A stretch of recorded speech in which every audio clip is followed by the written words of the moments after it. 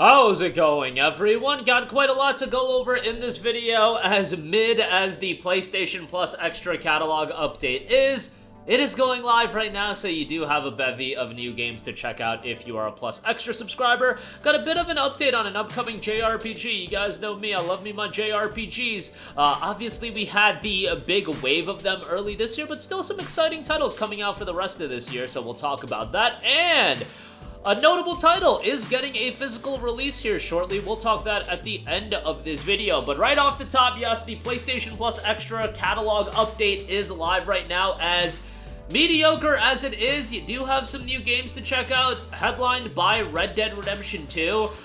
Generally speaking, I feel like everyone had the same reaction to Red Dead Redemption 2. Like, this was supposed to be the game to really win people over into checking PlayStation Plus Extra out this month, or getting excited about Plus Extra this month, and it's like, bro, it's Red Dead Redemption 2. I get it. I'm gonna say something like, you know, great for the 4 people that haven't played the game, and then somebody in the comments is gonna be like, oh, I'm one of the 4 people that haven't played the game. I'm really happy about this, which is great that you're happy about it, but you really want a catalog update that's gonna have some depth to it. Like, if you're gonna throw in a game like Red Dead Redemption 2, throw in some other titles that maybe are actually games that a lot of people haven't checked out. Like, Red Dead Redemption 2 is just a game that I feel like everybody's checked out, or 95%. Like, even as mid of a game as it is, Forspoken would be like a fine addition, because yes, I thought the game was pretty bad, but guess what? It's like a bigger budget PlayStation 5 game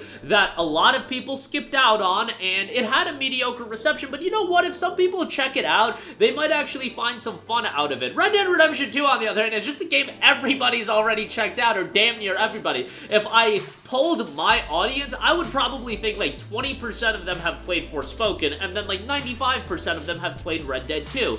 Fine, add Red Dead 2, but add some games on the side that people can actually be like, hey, I haven't played that, maybe I'll check that out. And I get it that Forspoken is a game that so many people dislike. I'm just using that as an example. There's tons of other games that are options. I just like can't think of them, having a bit of a brain fart. But PlayStation gets like a billion games every month. Like, bro, you can come up with some games that aren't super recent releases. They aren't Marvel Spider-Man 2, but they are games that would be quality additions to the library. Crime Boss Rockhay City, I know you guys have been waiting for that. Lego Movie the video game, Raji, Cat Quest 2, Deceive Inc., Stranded Alien Dawn, The Settlers' New Allies, Cat Quest 1, City Living expansion for Sims 4, and Watch Dogs are the catalog, is the entire catalog. Like, outside of Red Dead 2, Watch Dogs is a fine addition, but it's a game that was available on Plus before, then they pulled it and then re-added it. Like, I think that's kind of whack to do as well, and use that as, like, one of the big games that you're adding. But,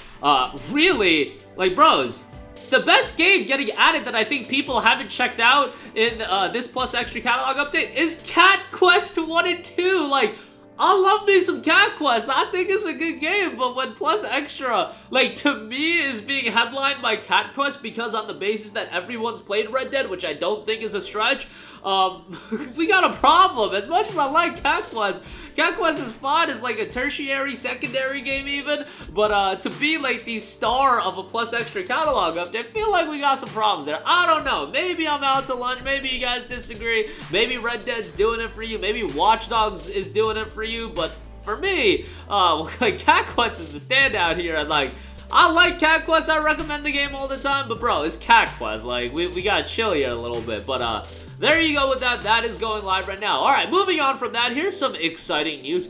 Visions of Mana release date is probably going to be coming soon, as the action RPG has been rated by the ESRB in North America, and that's usually a sign of big, not big news, but a release date to come. That probably means the game is in the final stages of development. We had heard the game was coming in 2024, and most likely sometime in the summer, early fall. I mean, now we're in May. That's generally like the only time that this game can come out. I think the game looks fantastic. I am a little bit worried on the fact that it does seem like Square Enix is restructuring how they're gonna release their games, and whether or not these like secondary JRPG franchises are gonna be here to stay for the long term. I'm talking not about Final Fantasy and Kingdom Hearts. And not even Nier. Nier is, I feel like, a franchise that has hit the upper echelon of Square Enix JRPGs. I'm talking about your Visions of Mana, your Star Ocean games, your you know, remasters of like Tactics Ogre,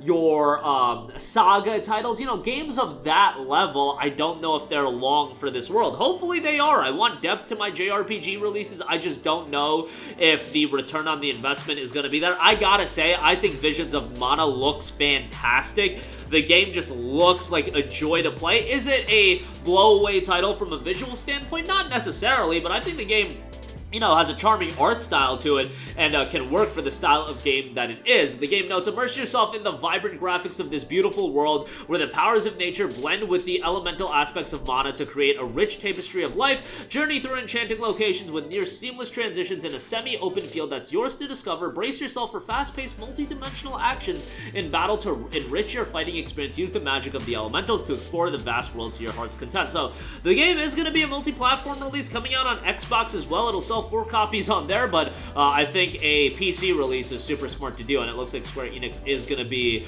approaching things at more of a multi-platform lens. They're even releasing Kingdom Hearts here soon on Steam, which has been a long time coming for that, and hopefully their games do a little bit better than maybe their expectations are. Maybe you can make the argument that Square Enix's expectations are a little bit too high, and I don't know who was expecting Final Fantasy VII Rebirth to like sell better than Final Fantasy VII Remake. Even if Rebirth is a better game, and I think it's a much better game, there was just too many issues working against it, which I've been over several times, that would make it do worse than Remake, and I think that's obvious, and I think it would be very, very beneficial to release games like Rebirth, Final Fantasy 16 on PC day one. I don't know how much Sony is paying them, and I don't know how much, you know, how much of an undertaking it is for them to do a PC port, but given that they're gonna do a day one release of Visions of Mana, I don't think it's that crazy of an undertaking. Maybe it's a little bit more work to get Final Fantasy 16 on PC than Visions of Mana,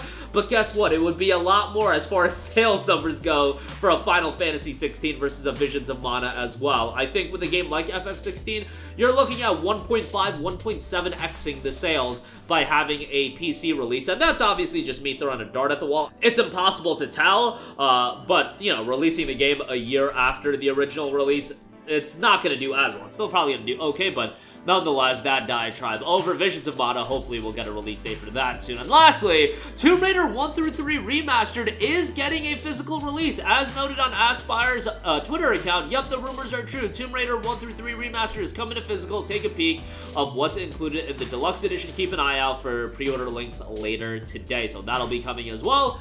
Tomb Raider 1 through 3, these are the original games. Tomb Raider before my time, really, but that'll be available on PS4 and PS5, so be on the lookout for that. And, you know, Aspire, not everybody's favorite publisher these days, especially after the work with the Star Wars Battlefront collection, but they did a much better job with the Tomb Raider title, so there is that element of it. But that is going to do it for me. Again, the Plus Extra titles are rolling out right now. Visions of Mana, hopefully getting a release date here shortly, and Tomb Raider 1 through 3 Remastered, going to be getting a physical release here shortly as well. That's going to do it for me. Sound off with all of your thoughts in the comments section down below. Thank you for watching, and goodbye. Hey guys, we hope you enjoyed the video, and if you did, make sure to hit the subscribe button, and if you're already subscribed, do us a favor and hit the bell icon. This way you'll be notified whenever we post a new video. That's the best way to keep up with all of our uploads, and we usually try to upload 2 videos a day. And with the bell icon hit, you'll be notified whenever we do upload a video. As always, thanks for watching.